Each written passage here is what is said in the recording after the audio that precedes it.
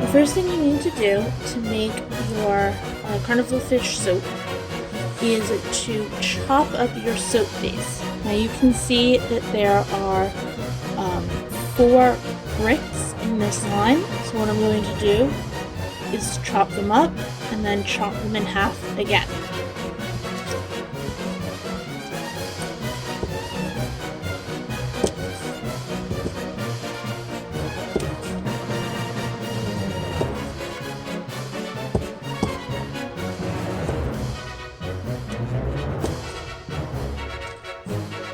Now I'm going to take my microwave safe mug and put half of my soap pieces in there. Microwave on high for 30 seconds, then take it out, give it a little swish very carefully, and then heat it at 10-second intervals until it's completely liquid. I like to microwave mine an extra 10 seconds past what I think is completely melted, just to make sure that there are no lumps hidden in the very bottom.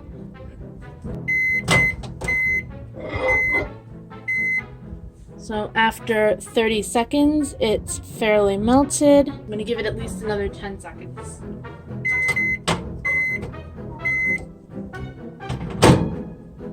Alright, so that looks pretty melted to me. Sometimes it has taken an additional like 2 or 3 10-second bursts.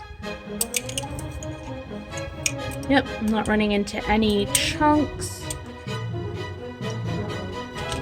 So all I have to do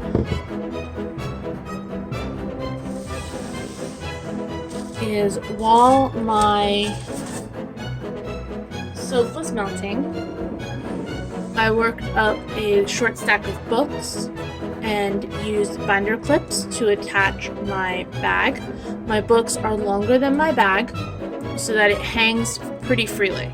This is because I want my soap to stay nice and flat.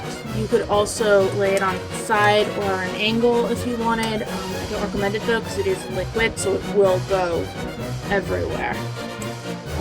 I'm actually going to take this off for the moment.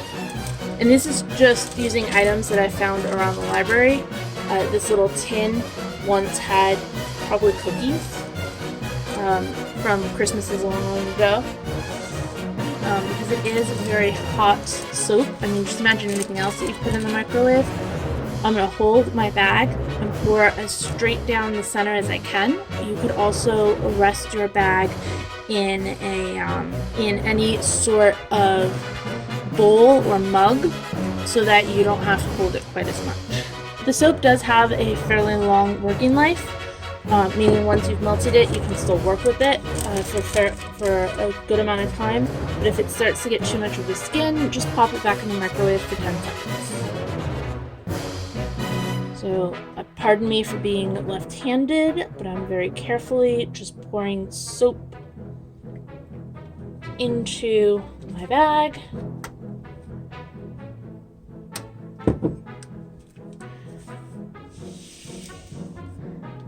And now I'm going to re-clip it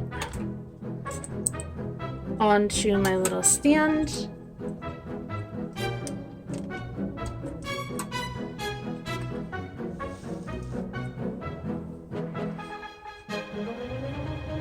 And this bottle is pure isopropyl alcohol and 91% proof. I got it at, you can get it at any grocery store, Walmart, Target, etc. This is the same rubbing alcohol that I use for my Sharpie watercolors, but there are a few bubbles on my soap, so I'm just going to do as much as I can. A couple of spritzes straight down the barrel and see if that takes care of any of the bubbles. Now this is going to sit and rest and cool until it gets at least a little bit of a skin, because once it has a skin, I will be able to insert my fish.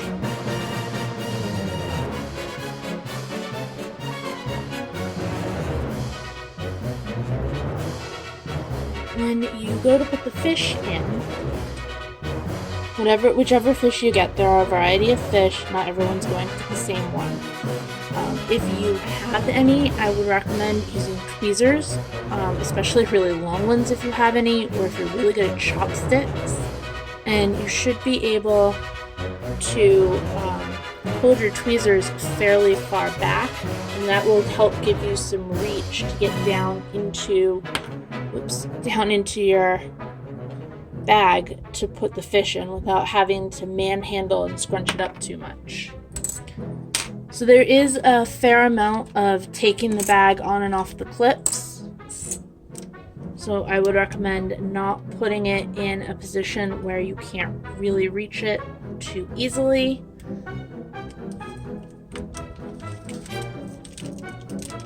So I am kind of almost, actually I probably can. Alright, I am folding the bag down just a little bit, and then using my tweezers to get a little extra length.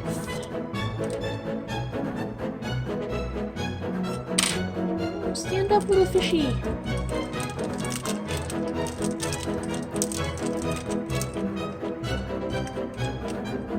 Alright, so you can see that my fish is in the skin.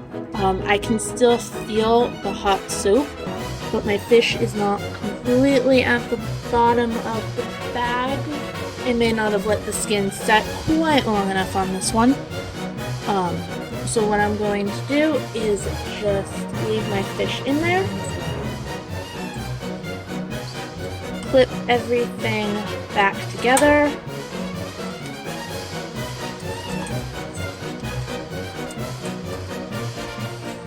And I'm going to let it sit for a bit longer so that this bottom layer can get set up before I put in the top layer. So while your lower base is cooling, mine cools really fast, it's pretty hard already. You can take your remaining cubes of soap, put them in your mug, and heat them just the way you did the first. So you can see with this group, there's a lot more pieces down in there.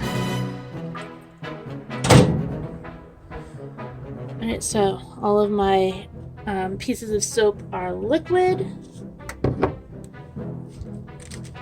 Once more, I'm going to remove. It's a pity no one saw that. I'm going to remove my bag from the clips. And as carefully as I can, pour it in there. Ooh.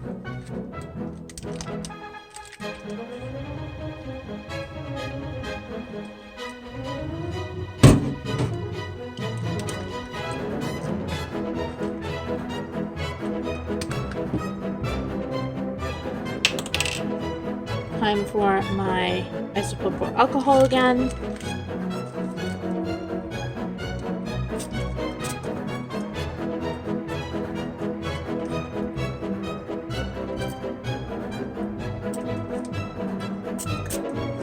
Go.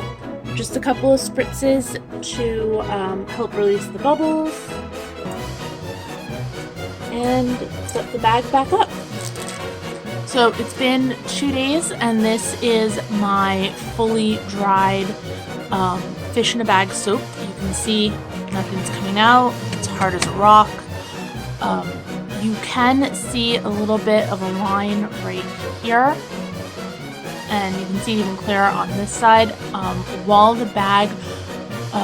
the first layer was still wet and it had a fairly thick skin, I was kind of squeezing a little bit. Oh, and I can feel the divot where I was squeezing. I'm manipulating it, trying to get my fish up a little bit higher in the bag.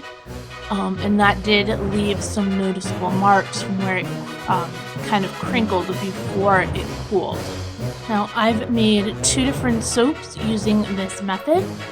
I use the exact same ingredients, the exact same process. You can see that with this one, my fish did kind of sink to the bottom a little bit more, but I also don't have as much of a line where my 2 pores were.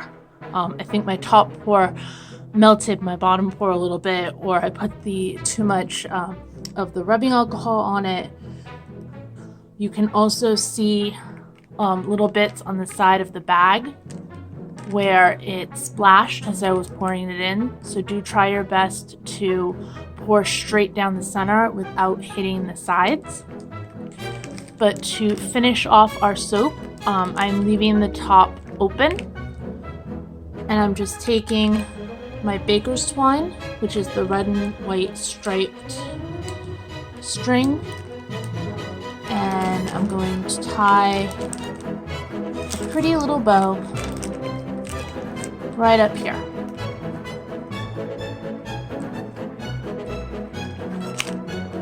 Just a regular bow. And now I have my Carnival fish soap that is ready for display, and when I decide that I want to use it, all I have to do is undo my string and roll the bag down until it's completely peeled off from the soap, and just use it like a regular bar of soap. It's a glycerin soap, which is a very common soap base, and it does give a fairly nice lather.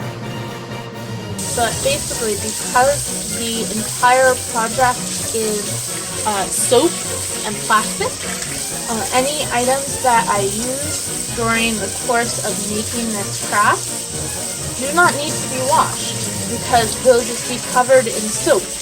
All you have to do is rinse it. Now, because this is a melt and pour glycerin base, it is fairly thick. It does set up really nicely, but I would recommend running your knife and your mug or anything else that you use under hot water, just hot tap water, and just rub it and the soap should come right off.